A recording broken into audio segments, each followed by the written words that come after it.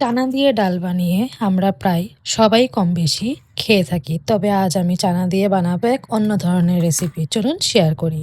চানার ডালগুলোকে নিয়ে আমি ভালো করে সেদ্ধ করে নিয়েছি। এরপর এর মধ্যে আমি দেওয়ার জন্য কটা আলু কুচি করে নিয়েছি। মশলার জন্য নিয়েছি আমি আদা কুচি, একটা চামচ কাশ্মীরি লঙ্কার গুঁড়ো, জিরে গুঁড়ো ও ধনে গুঁড়ো নিয়ে আমি জলে মিক্সড করে নিয়েছি। এবার আমি কড়াইয়ে তেল দিয়ে গরম হয়ে গেলে এর মধ্যে আমি দিয়ে দিলাম কটা শুকনো লঙ্কা।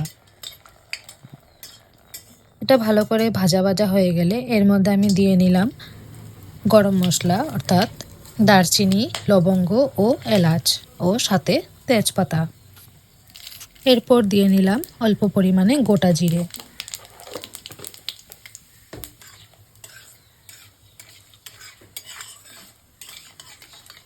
নেড়ে চেড়ে মশলা থেকে সুন্দর গন্ধ বেরিয়ে এলে এর মধ্যে আমি দিয়ে নিলাম কেটে রাখা আলুগুলোকে। আলুগুলোকে তেলের মধ্যে নেড়ে চেড়ে দিয়ে দিলাম একটা চামচ হলুদ গুঁড়ো,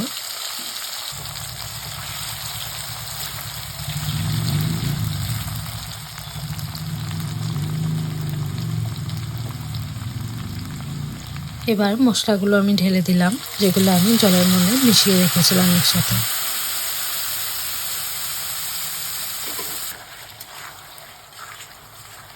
কিছুক্ষণ নেড়ে চেড়ে দিয়ে নিলাম টমেটো কুচি।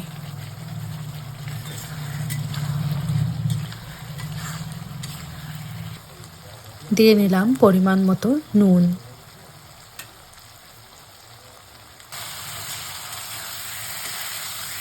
এবার বেশ কিছুক্ষণ ধরে মশলাগুলোকে আমি ভালো করে সাঁতলে নেব।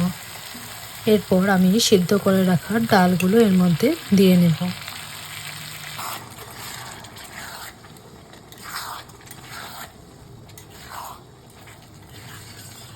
বেশ কিছুক্ষণ নেড়ে চেড়ে দিয়ে নেব এর মধ্যে আমি গরম জল।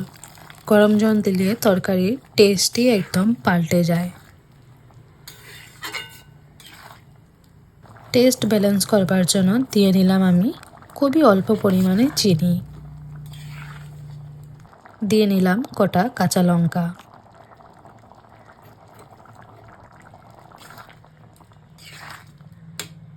এবং শেষে আমি দিয়ে নিলাম অল্প পরিমাণে ঘি।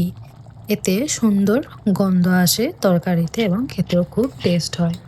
আমাদের তরকারি অলমোস্ট কমপ্লিট হয়ে গেছে। আপনারা কমেন্ট করে অবশ্যই জানাবেন কেমন হয়েছে এবং আপনারাও বাড়িতে খেয়ে দেখবেন।